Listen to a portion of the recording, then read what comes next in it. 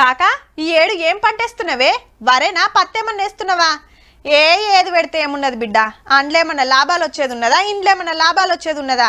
ఏ రాయి అయితేంది తలకాయ వలగొట్టుకుంటానికి? అది నియమే గాని ఊకే ఒకటే పంటేస్తే ఆయంత సుత ఫాయిదా ఉండదటనే. నేనైతే ఈ తాప మిర్చి పంట వేద్దాం అనుకుంటున్నా. గా మళ్ళే మామ ఆల్రెడీ మిరపనారు దేని పోయిండు. ఇగో ఇట్లుంటది ఊర్ల పంట, ఎవ్వరికి దోచిన పంటలు వాళ్ళు వండిస్తారు మరి. కానీ గిడ అట్లా కాదుల్లో. ఇటు పుదీనా, అటు అలసింతకాయ, టమాటా, క్యాబేజీ, కాలీఫ్లవర్. అది ఉన్నది ఇది లేదని ఏం లేదు. ఆకుకూరల కాంచెలి పతొక్కటి ఉన్నాయి. ఎటు చూసినా కూరగాయలు ఆకుకూరల పంటలేపో. ఒక్కలో ఇద్దరో కాదు మరి 250 కుటుంబాలు 2500 జనాభా ఉన్న జగిత్యాల జిల్లా శంకుపల్లిలో ఊరంతా కూరగాయలే పండిస్తున్నారు. అట్లానే ఎకరాల కొద్ది భూమి జాగాలున్నోళ్ళు ఏం కాదుల్లో.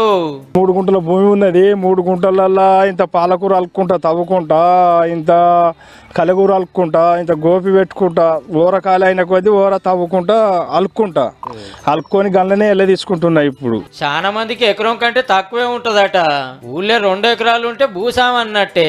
ఈ ఎకరం భూమిలో నా పెనిమిడి చచ్చిపోతే 4 ఎకరాలు కొనుక్కున్నాం. ఇక నా పిల్లలు కూడా పెద్ద పెరిగిండ్రు, మా ఇల్లు కట్టుకున్నాం, బంగ్లా కట్టుకున్నాం. ఇన్నారులా ఎకరం భూమిలో పంటలు పండించుకుంటా పిల్లలను పెద్దగా చేసి ఇంకో 4 ఎకరాల పొలం కొన్నదంటే చూడుర్రిగా ఎట్లా నడుస్తుందో వ్యవసాయం.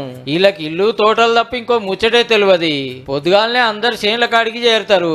పొద్దంతా కలుపు తీసుడు, పంట కోసుడు చేసుకొని మాపటీలు మూటలు నెత్తిన పెట్టుకొని బండ్ల మీద పెట్టుకొని ఇంటి బాట పడతారు. ఇక మబ్బుల జగిత్యాల రైతు బజారుకు పోయి అమ్ముతారట. ఇక మాది మేము అమ్ముకుంటేనే కొంచెం మాకు గిట్టుబాటు అవుతుంది. ఇక మేము వాళ్ళకి ఇచ్చేస్తే కమిషన్ మీద ఇచ్చేచ్చుడే. మళ్ళా వ్యవసాయం అంతా బావుల కిందనే సాగుతుంది.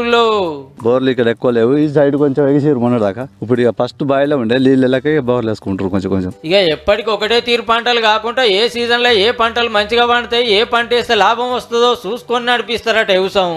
ఏ సీజన్ కు తగ్గట్టు ఆ సీజన్ లో ఏ రకం కూరగాయలు అయితే వండుతాయో అనుకూలమైన పరిస్థితిలో అనుకూలమైన వాతావరణంకు తగ్గట్టు ఇక్కడ కూరగాయలు వేసుకుంటామండి. నిన్ని ఏడ్సంది కాదు, 50 ఏళ్లకు మీదనే అవుతుంది ఊరోళ్ళంతా కూరగాయల సాగు చేయబట్టి.